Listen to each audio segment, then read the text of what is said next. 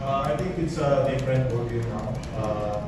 Yung nakaraan is past na yun. And syempre, to redeem ourselves also na yun nga, natalo kami nung finals pero I think sa effort namin and sa system nila coach, makakabawi kami. And ayun, we need to focus na talaga sa Meralco.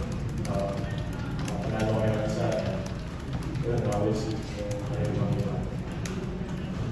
TJ, ang tingin mo yung kailangan yung tignan sa Meralco na to make sure na ma-secure nyo yung quarterfinal series nyo?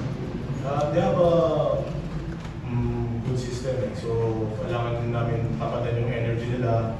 And yun nga, sa defense, kailangan namin mag-focus sa defense.